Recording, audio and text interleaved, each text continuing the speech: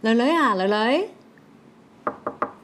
你成日冇食嘢，肚餓噶啦。媽咪煮咗碗飯俾你啊，你出嚟食啦。囡囡啊，好啦，媽咪唔煩你啦。碗飯我擺喺台面度，你肚餓出嚟食啦。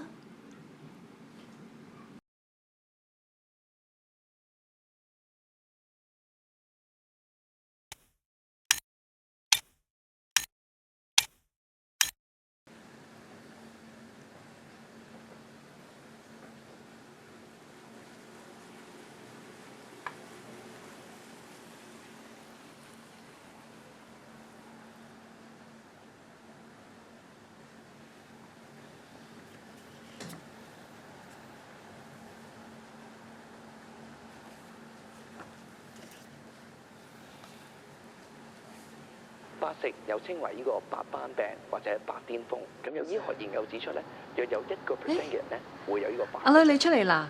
哎呀，碗飯凍晒啦，媽咪煮個碗粥俾你食啦，好冇？媽咪，我唔肚餓啊，你翻入房瞓啦，呢度瞓對身體唔好㗎。咁媽咪想揾多啲資料俾你，等你唔使咁擔心啊嘛。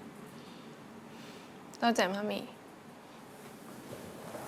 媽咪嘅愛就好似一盞燈，照亮咗我灰暗嘅世界。